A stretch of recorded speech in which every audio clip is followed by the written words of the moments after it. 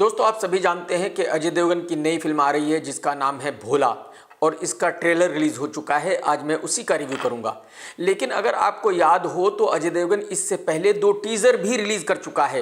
एक टीजर था तकरीबन 1.5 मिनट का और दूसरा टीजर था तकरीबन 2 मिनट का, और ये नया ट्रेलर है तकरीबन 2.5 मिनट का। तो इसका मतलब ये हुआ कि अजय देवगन साहब अब तक पब्लिक को अपनी 6 मिनट की फिल्म दिखा चुके हैं। तो इसका मतलब ये भी हुआ कि फिल्म में जो बढ़िया बढ़िया सीन थे वो 6 मिनट में दिखाए जा चुके हैं। जबकि नॉर्मली फिल्म मेकर्स अपनी फिल्म इतनी ज्यादा लोगों को दिखाते नहीं है। वो ज्यादा से ज्यादा 2 या 2.5 मिनट का ट्रेलर दिखाते हैं और आधे या 1 मिनट का टीजर दिखाते हैं। किसी भी फिल्म का टीजर 1, टीजर 2, ट्रेलर वगैरह तब रिलीज किए जाते हैं जब फिल्म मेकर्स को अपनी फिल्म पर कॉन्फिडेंस नहीं होता।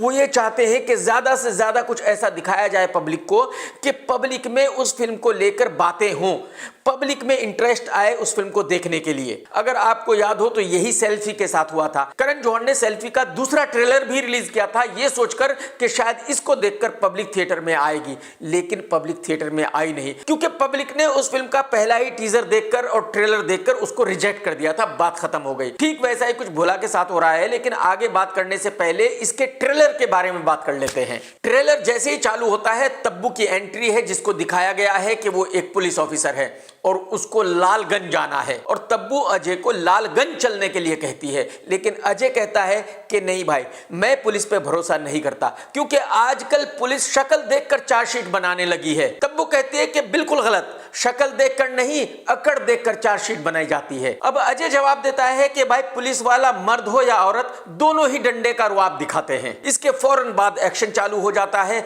और गुंडों की एंट्री होने लगती है, जैसे किरण कुमार साहब वगैरह वगैरह। बीच में गुंडों के 2-3 डायलॉग्स जाते हैं और फिर से एक्शन चालू हो जाता है। अब फिर से तब्बू की एंट्री हुई है, तब्बू को गोली लगी है, तब्बू का एक देशभक्ति का डायलॉग जाता है और फिर से एक्शन चालू हो जाता है। अब एक झलक डांस की आती है जिससे बताया गया है कि भाई इस फिल्म में आइटम सॉन्ग भी है। और इसके बाद दीपक की एंट्री होती है और दीपक के डायलॉग से लगता है कि दीपक का भी इस फिल्म में बढ़िया रोल है। दीपक की एंट्री के बाद फिर से एक्शन चालू हो जाता है और अब बच्ची की एंट्री है और बच्ची पूछती है कि आप मेरे कौन हो, अजय देवगन से, क्योंकि अजय बच्ची को ही बचाने आया है।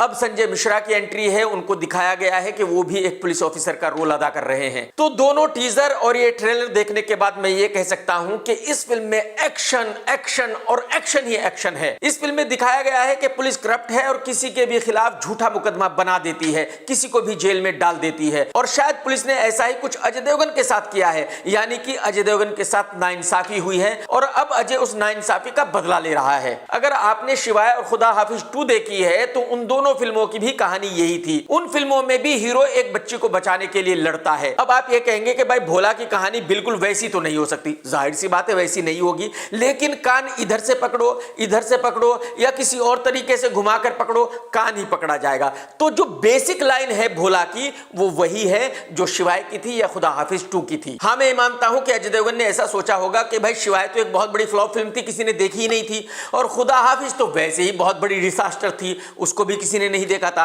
तो जब किसी ने फिल्में देखी ही नहीं तो उनको कहानी का कैसे पता। लेकिन मैं ऐसा मानता हूं कि ठीक है भाई, पब्लिक ने उन फिल्मों को थिएटर में नहीं देखा, लेकिन बहुत सारे लोगों ने उन फिल्मों को नेट पे देखा होगा, टीवी पे देखा होगा, ओटीटी पे देखा होगा। तो कहने का मतलब यह है कि बहुत सारे लोगों को उन फिल्मों की कहानी का पता है, और अगर इस फिल्म की भी कहानी वही है तो फिर उन लोगों का इस फिल्म में कोई इंटरेस्ट नहीं होगा। और अजय देवगन साहब का तो ये रिकॉर्ड है कि जो भी फिल्म उन्होंने आज तक डायरेक्ट की है वो कोई भी नहीं चली, तो ये फिल्म भी उन्होंने खुद ही डायरेक्ट की है। अब देखते हैं कि वो अपना रिकॉर्ड तोड़ सकते हैं क्या। मैं यहां आपको ये बता दूं कि इस फिल्म का बजट तकरीबन 200 करोड़ रुपए है, और अजय देवगन ने अपनी मार्केटिंग टीम से ये कहा है कि देखो भाई, मेरी फिल्म 200 करोड़ रुपए का बिजनेस तो करेगी ही करेगी इंडिया में।